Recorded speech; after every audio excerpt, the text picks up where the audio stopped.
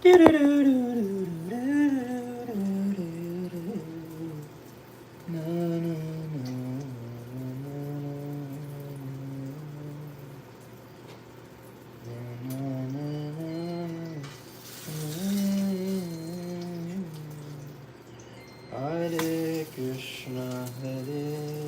Krishna, Krishna Krishna, Hare Hare, Hare Rama, Hare Rama.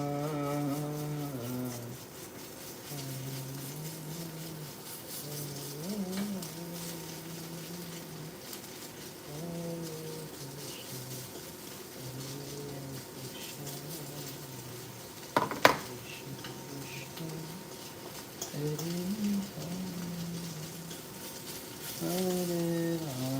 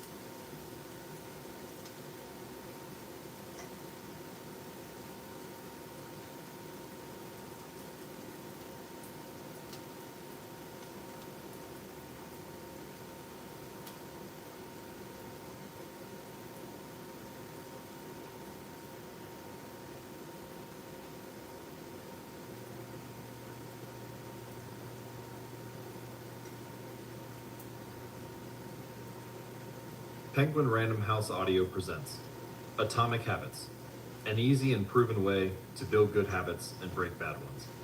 Tiny changes.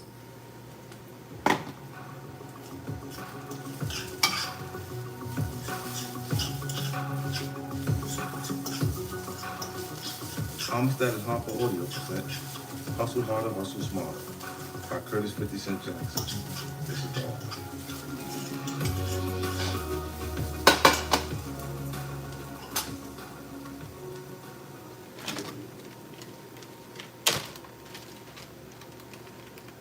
Yeah, chat. What's up? Introduction. For years, people have been encouraging me to pen a self-help book. Even waved a couple big checks in my face. I always passed. Not that I didn't come close a few times. I even got as far as co-authoring one, The 50th Law, with the great Robert Greene. But still, I never felt comfortable with writing my own. I just didn't like the idea of presenting myself as an expert on life. That may sound strange coming from one who has never been shy of telling you how much money he has, how many records he sold, or TV shows he's produced. Yes, I've been comfortable sharing my success publicly, but privately I'm sensitive to the fact those accomplishments haven't made my life all the way right. There are many things I fucked up. Money, relationships, opportunities, friendships, you name it. I've absolutely failed as many times as I've succeeded, which ultimately is the very reason I finally decided to write a book. There aren't many people who have experienced success on the level I have. Within that elite group, even fewer had to pull themselves up from the bottom like I had to. It's a story I told many times before, but it's worth repeating here. My mother had me when she was 15. As a single mom, she was forced to turn to selling drugs to support me. For several years, she prospered on the street. But as they do with almost everyone, those streets eventually caught up with her. She was killed when I was 8 years old, and I was forced to move in with my grandparents, who were already raising 9 children of their own. By the time I was 12, I was selling drugs on the same streets that had claimed my mother. It was the kind of circumstances that knock most people down and keep them there. But I never stopped pushing. I got into hip-hop, made a little noise, and then got shot 9 times over a neighborhood beef. That would have been the end of the road for most people. But I was just getting started. I recovered, kept working on my music, and ended up releasing one of the best-selling debut albums in history. By the time I hit 30, I'd sold tens of millions of albums, produced and started my own biopic, and become one of the first hip-hop artists to create a mainstream brand. I figured I'd left the struggle behind me once and for all, but I was wrong.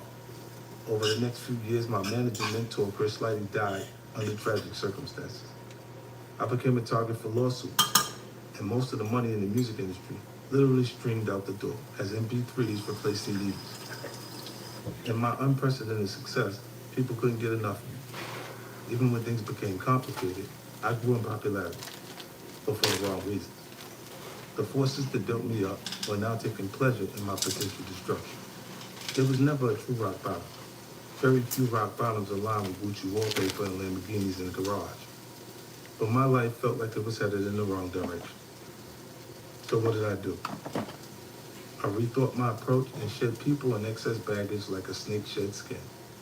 I hustled harder and smarter, and in dedicating myself to building a relationship with my youngest son, Sire, I would like to think I also became a better person. Within a few years, I made a series of moves that led to some of the greatest successes of my career. I created and executive produced a hit show for Stars, Power. Soon, I was dominating shows in the ratings the way I used to dominate other rappers on the charts. But Power was just the start of my master plan. This past October, my company, G-Unit Film and Television Inc., signed a 4-year deal with Stars Lionsgate that is said to be the biggest deal in premium cable history. And that's just one of the many projects I have in the pipeline. What up, gang? The most accomplished and lucky Hit that ones sub, achieve man. success once. Hit that I've sub. managed What's to make up? it to the top twice. In many ways, I'm prouder of my second trip to the summit than my first. A lot of people wrote me off, said that I was done. Even, to borrow a phrase from one of my albums, self-destructed. I saw all the headlines, heard all the talk, caught all the celebrations of my failure, which has only made my success in the television field even sweeter. It's also what finally spurred me to write this book. I need people to understand that there is no such thing as making it. That no matter how much money you stack, fame you achieve, or success you taste, there are going to be more struggles in your future, more drama to deal with, more obstacles placed in your path. The goal is not just to be successful. It's about learning how to sustain that success too. A skill I had to learn the hard way, and one I'm going to teach you in this book. Today, I'm 44 years old, an age I once thought I'd never come close to reaching. Hell, just making it to 21 seemed like it might be too much to ask at one point. Yet here I am in my 5th decade, with a few grays peeking through my beard, still got a six-pack and strong hairline though, but I'm comfortable where I'm at. It's a more mature age, one that allows me to look at my life and accurately assess what's made me who I am. And when I try to sum up my ability to keep finding ways to stay on top, I can see it comes down to 2 main characteristics. I've got the heart of a hustler, and I'm fearless. My primary goal for this book is to help you develop the same characteristics. But before we get into how, I want to talk about those words, fearless and hustler. Coming from me, those words probably make you think of 50 Cent, the gangster, the guy who openly bragged about selling drugs, who got shot 9 times and didn't seem to mind, who got into beefs with some of the most feared names on the street and in hip-hop and never once backed down. Those exploits all belong to 50 Cent, a persona I adopted in order to help deal with the chaos and insanity that I saw all around me growing up. But this book isn't designed to turn you into the next 50 Cent. Don't get it twisted. 50 Cent was, and still is, a real part of who I am. But if that persona was all it was to me, I never would have been able to maintain the success I've achieved. That's why in this book, I'm going to share the thinking of both 50 Cent and Curtis Jackson. I didn't start going by 50 Cent till I was older, but ever since I was a kid, I've always felt there were 2 sides to me, 2 identities I had to be comfortable with. The side that allowed me to exist in my grandmother's home, where cussing wasn't tolerated and Sundays were for church, and the side that allowed me to survive on the streets. I needed both of those sides to get by. There were times when I would actually wonder if there was something off about me. Did everyone else have that sense of duality inside of them? Was I slightly off in the head? Today I can see that there was nothing off about it, just the opposite. My ability to harness both personalities has been one of my greatest strengths. 50 Cent propelled me to the top. Curtis Jackson is the man who's been able to keep me there. At this point, I've been moving in corporate America longer than I was hustling. I was only making dirty money from the age of 12 to 24. I've been earning legal corporate cash from 25 to 44. That's almost twice as long. Not surprisingly, at this point, the streets in the business world often don't seem that different to me. Neither play fair. Both are ultra competitive. They're both ruthless. And you can still dominate each one if you follow several basic principles. Be fearless. Most people run from what they're afraid of. I run towards it. That doesn't mean I think I'm bulletproof. I've learned the hard way that I'm not, or that I'm unaware of danger. I experience fear as much as the next man. But one of the greatest mistakes people can make is becoming comfortable with their fears. Whatever's worrying me, I meet it head on and engage it until the situation is resolved. My refusal to become comfortable with fear gives me an advantage in almost every situation. Cultivate the heart of a hustler. Hustling might be associated with selling drugs, but it's also a character trait that's shared by winners in every profession. Steve Jobs was as much of a hustler at Apple as I was on the streets. The key to building up that trait in your own personality is accepting that you're never hustling towards a certain goal. Hustling is a motor that's got to be running inside of you each and every day, and its fuel is passion. If you can keep that motor running, it will take you everywhere you want to go in life. Build a strong crew. You're only going to be as strong as the weakest person in your crew. That's why you have to be extremely conscious of who you have around you. Betrayal is never as far away as you'd like to believe. That's why it's imperative to find a balance between establishing trust and discipline in the people you work with and giving them the freedom to be themselves. If you can establish that equilibrium, you'll be in a position to get the very best out of your team. Know your value. One of the cornerstones of my sustained success is that I don't rush into deals.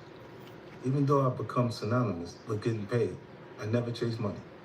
I evaluate every new venture based on its long-term potential, not on what the first check I get is going to look like. The reason I do that is I have supreme confidence in my own value and ability. I'm secure that as long as I'm betting on myself, I'm always going to win. Evolve or die. If I've been unwilling or unable to evolve as an individual, I'd be dead or in jail right now. One of the keys to my success is that at every stage of my life, I've been willing to assess any new situation I find myself in and make the necessary adjustments. While I always draw from the lessons I learned on the streets, I'll never be limited to them. Instead, I'm always looking to absorb new information from as many sources as possible. I don't care where you come from or what you look like. If you've created success, I want to learn from you. Shape perception. Everything you share with the world, your words, your energy, what you wear, tells a story. You must make sure your narrative always presents you as the person you want to be seen as, even if your reality tells a slightly different story. One of the secrets to getting whatever you want in life is creating the perception that you don't need a thing. That can be a difficult energy to project, especially when you're struggling. But committing to that perception will make you more attractive, professionally, personally, and even romantically. Don't be afraid to compete.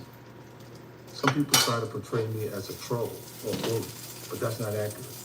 My first instinct is always to build positive and mutually beneficial relationships with people.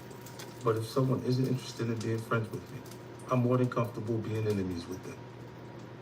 The reason is I believe competition is healthy for all parties involved. Whether it's taking on established rappers or hit TV shows, I've always experienced my greatest success when I met my rivals head on without any hesitation. Learn from your L's. As many victories as I've racked up over the years, I've experienced many more losses.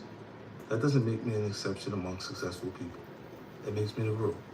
I don't know an affluent rapper, mogul, executive, or entrepreneur whose losses don't far outweigh their wins. What separates those people from the pack is that instead of complaining about or hiding from their losses, they actively seek to learn from them. Avoid the entitlement trap. Nothing was ever given to me in life. I've had to fight for everything I've earned. That's why the concept of entitlement has never seeped into my mentality. But almost everywhere I look, from the streets to the boardroom, I still see a lot of entitled people. You're never going to find lasting success until you take full responsibility for what happens in your life.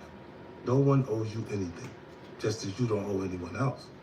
Once you accept that fundamental truth and accept that you control your journey, so many doors that seem closed are going to open up in front of you. Growing up, reading was often seen as an assignment that must be endured, instead of a tool that can help improve your life. Because of that mentality, no matter how many secrets I share in this book about happiness, business, and improving your life, there are a lot of folks in the hood who still won't ever find them. They simply don't sit down and read books. They might walk past a book like this 1,000 times until it's covered in dust before they even think of cracking it open. It's not entirely their fault either. A lot of books aren't written in a language that feels accessible to everyone. Personally, I didn't get into reading until I found writers like Donald Goines and Iceberg Slim, who wrote in a voice that felt familiar to me.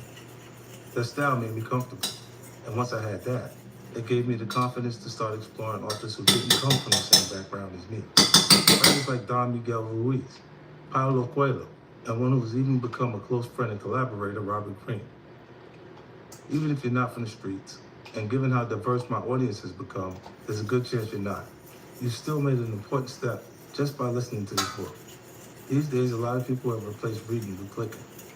They'll skim the surface of a topic, maybe watch a short video, maybe read a Wikipedia page, and feel like they're putting work.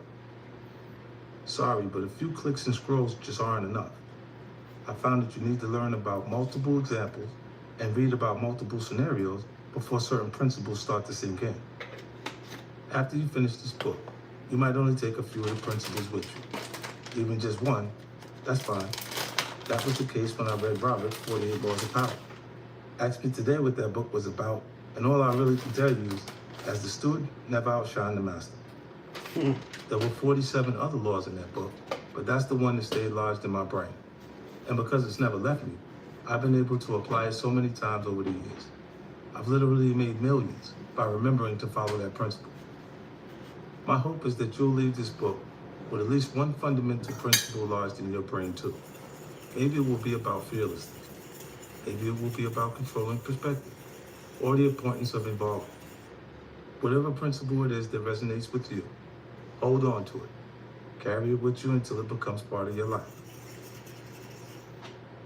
When you get to the top of the game, when you have all the money, then your perspective shifts, and you start to look at what really matters, how you help people. I'm not someone who's comfortable resting on their laurels. If I'm around at 70, I still want to be contributing and participating. It may require less of me, but I'll still be a part of the culture, helping push it forward. I might not be jumping around anymore, but I'll still be there trying to help. I've helped people in ways that maybe you haven't seen or heard before, but this book is one of the most effective and far-reaching ways I can do it. For every reckless tweet or wild lyric from 50 Cent, trust that there's a method to how Curtis Jackson is moving. A strategy behind each action that is battle-tested and proven to work. This is my chance to share those strategies with you so you can move with purpose and confidence in your own life.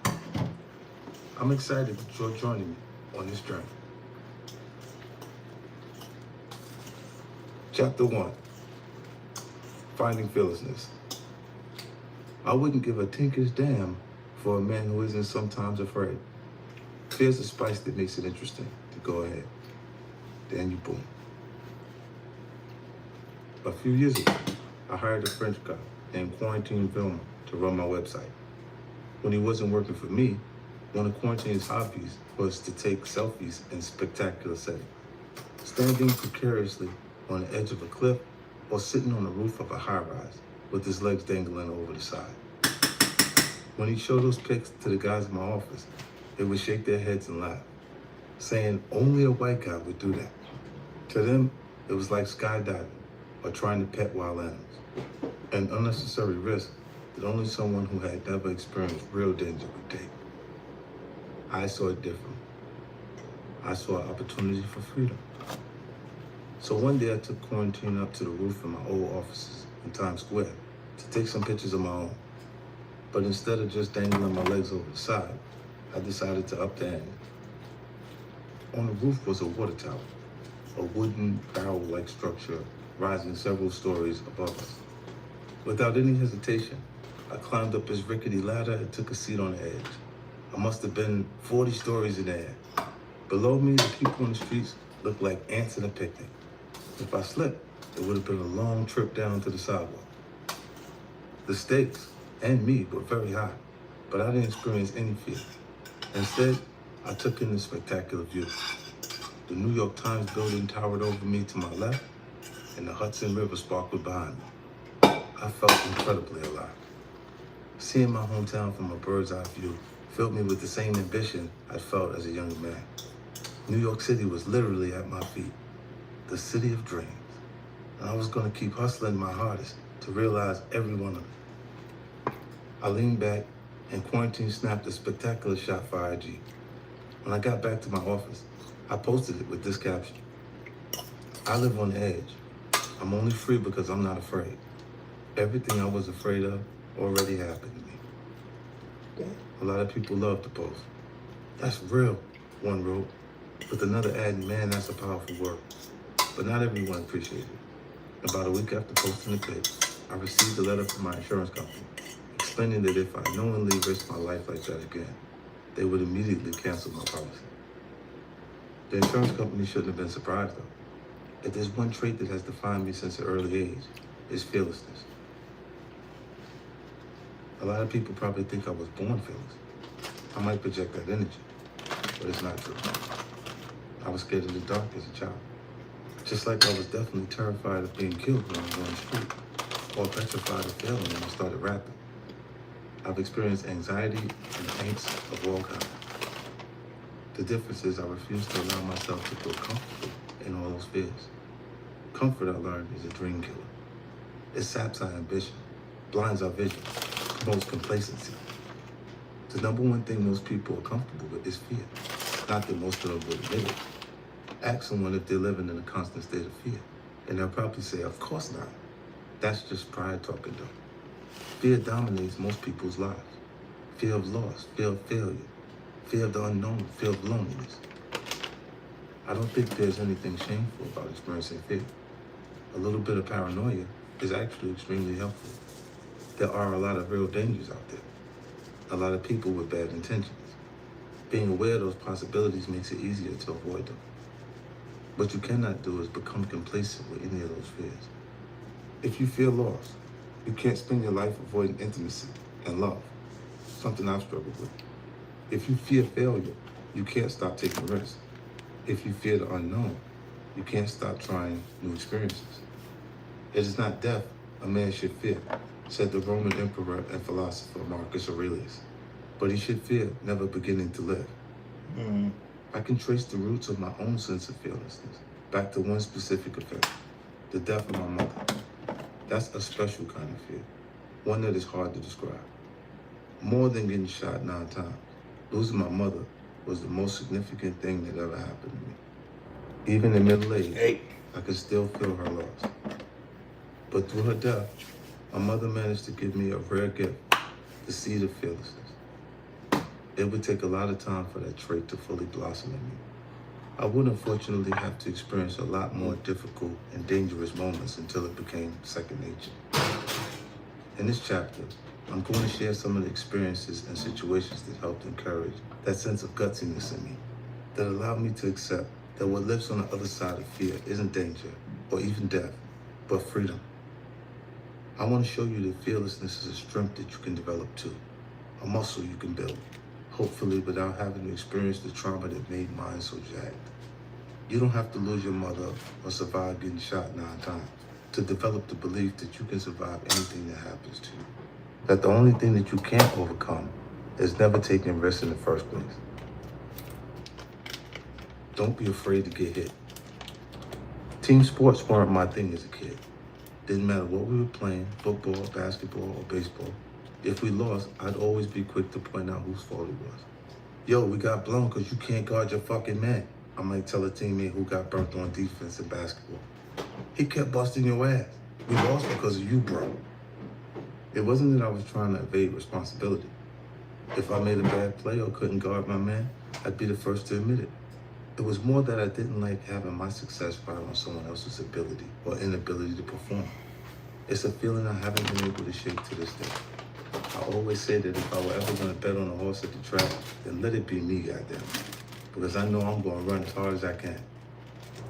I was smart enough to accept I wasn't emotionally suited for team sports. I needed a sport where if I lost, it was my fault alone. Individual sports like golf and tennis weren't sports anyone I knew played. I only lived about 20 minutes from where the US Open is played in Flushing, but it might just as well have been in another state. And in my hood, you usually only find yourself running if someone was chasing you. There was, however, a police athletic league boxing gym near me, run by a local fighter named Allah Understanding.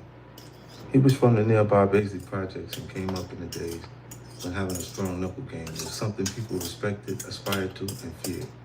I trained with Understanding when I was around 12 years old, and I knew almost right away that boxing was the right fit for me. One day I was hanging out at the gym when a street dude named Black Just stopped by, accompanied by one of his boys. Blackie, as we called him, was one of the most respected dealers in Baisley, top lieutenant for Supreme Team, biggest drug crew in Queens at the time. His boy was essentially his muscle, a constant presence to make sure his rivals would have to think twice before trying. Already their reputations were well known around the neighborhood, the kind of young guns you didn't want any problem with. The gym got quiet as we all watched Blackie and his boy walk around. Then without a word, Blackie's boy stopped in front of one of the heavy bags and started laying into it. Bam, bam, bam, bam. As the youngest kid in the space, common sense would dictate I keep my mouth shut and just observe. But maybe because I was the youngest, I felt a little bolder and my big mouth got the better of me. As soon as the guy was finished on the bags, I called out to him. "Hey man, you look good hitting that bag," I said loud enough for everyone in the gym to hear. "But that bag don't hit back." Blackie whipped around. "What you say, young boy? You talking to me?" "Nah," I quickly replied. "I'm talking to him," I said, nodding towards his man. Most guys in that position would have whooped my ass, or worse, on the spot. But these guys took my shit talking in stride. Blackie had a generous spirit, free of the greed that infected a lot of his peers. Instead of taking offense, they both respected my outsized courage. "Yeah, I like this kid," Blackie said, gesturing to me. "We're gonna have some champions come out of here, because these little niggas crazy." That recognition alone would have made my whole day. Instead, Blackie did us one better. "This gift could use some work if we're gonna get the most out of these fights," he announced, looking around at the shabby set. "What kind of stuff y'all need? Write it all down." 2 weeks later, the gym was completely refurnished. Damn. Blackie had gotten us boxing shoes, trunks, new ropes, punching bags, and a new set of weights to replace the old rusty set that probably hadn't been updated since the 60s. From then on, Blackie took care of us. Whatever we needed, he got us. Although it was technically the Parks and Recreation Department's building. After that, it was Blackie's gym. I hadn't opened my big mouth just to get it fed, but that's what ended up happening. It was an important lesson for me to learn. You need to bend fear into moments of action in every opportunity, because the fearless not only recognize, but also often reward one of their own. I entered Understanding's gym as a chunky 12-year-old, the 150 pounds I was carrying, making me seem older than I was.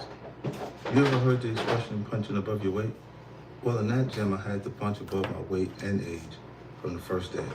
There were no other kids my age in the program, so Allah Understanding had me fight whoever was in my weight class, which usually meant opponents 4 to 5 years older than me. That might not seem like a big deal, but there's a massive difference between a 12-year-old and a 17-year-old. Those 17-year-olds were basically men, whereas I was still waiting for my balls to drop. I might have been in the same weight class, but I lacked their strength and maturity. It was intimidating as hell to step into the ring with those guys. I never gave in to that fear, mostly because Allah Understanding refused to let me. One of the best things he and the other coaches did was refuse to coddle me. If an older boy hit me in the face while we were sparring, they did not stop the proceedings to ask if I was okay. They were going to teach me to keep fighting, no matter how scared or how hurt I was. The lesson I learned from those ass whoopings be twofold. First off, I learned that I could survive them. Yes, getting hit in the face wasn't pleasant. It would leave you disoriented. It would hurt. It might leave your eyes blurred. But those blows didn't kill me. Hell, it didn't even knock me out. Once I realized I could absorb them and keep moving forward, most of the fear I had felt evaporated. Second, and I'm forever indebted to Allah Understanding for teaching me this, I learned that if I didn't like getting hit, then I needed to do something about it. Keep your fucking hands up, you yo. If I let down my guard, my opponent tagged me. If my opponent started laying into me with body shots after trapping me in the corner, Allah would holler, get back into the center of the ring. Punishment, Allah understanding taught me, wasn't something I had to accept. I could always do something about it. They knew I was outsized and often overmatched, but they refused to coddle me. You ever see a kid fall down and scrape his knee? How he reacts largely depends on the parent's reaction. If the parent runs over and worriedly asks, oh baby, are you okay? The kid is probably going to cry. But if the parent assesses the situation, figures the kid is fine, and doesn't ask if he's okay, the kid is going to just brush his knee off and get back to whatever game he was playing.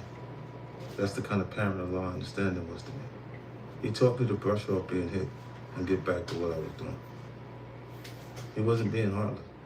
He was trying to condition me to brush off the inevitable blows life was going to rain down on me and keep me moving forward to where I was trying to go instead of where I was being pushed. Once I learned not to be afraid of getting hit, I became a much better boxer. Instead of constantly standing on my heels worried about what my opponent was going to do to me, I brought the fight to my opponent. I learned how to dictate the terms of the confrontation. If I lost, it wasn't because I'd been backed into a corner and beaten down. It would be because I'd gone for what I wanted and simply come up against someone with more skill. It's been a long time since I've tried to punch my face inside the ring, but I've tried to keep that attitude in everything I do. I refuse to be afraid to take a punch. I know the blows are going to come, and some of them are going to stagger me, but I'll be able to take them.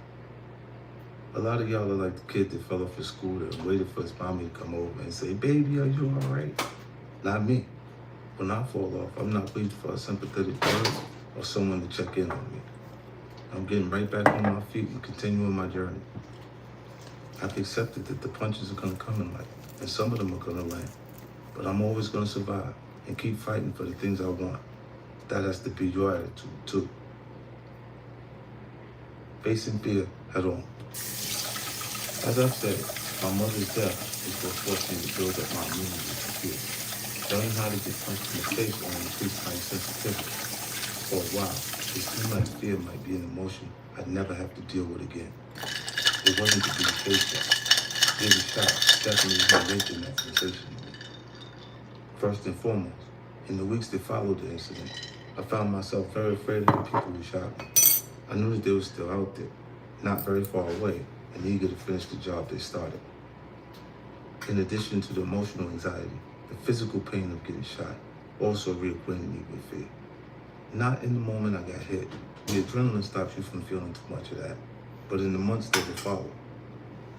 Once the adrenaline wears off and the doctor tells you you're going to make it, you start to acutely feel the effects of bullets ripping through muscle and pulverizing bone. I felt pain everywhere. With lead went through my thumb, went through my cheek. For months, it was like I had headaches throughout my body. A relentless and deep throbbing I didn't know you could feel in your leg or your hand.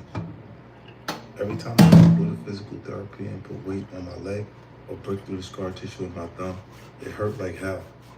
I realized I was scared of going through that process again, maybe even more so than dying.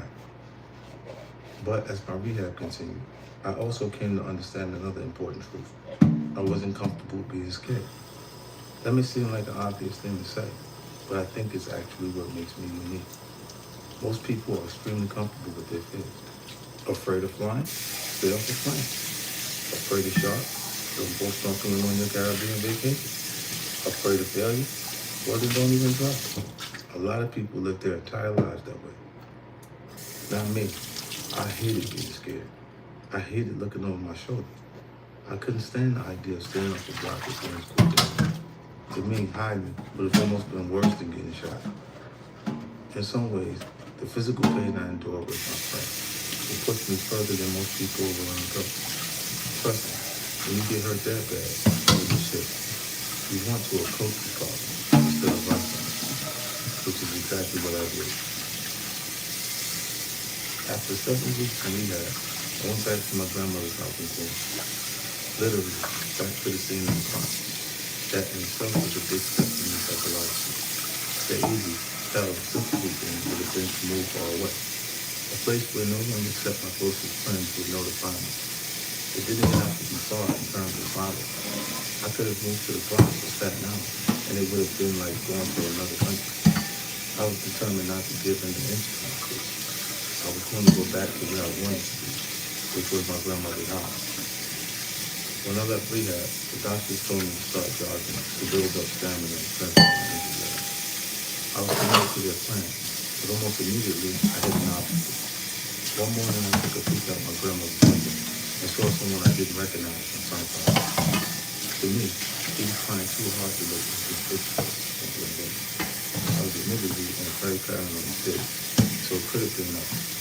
But paranoia sharpens the senses, the way animals who keep sense of smell could identify a lion from hundreds of yards away.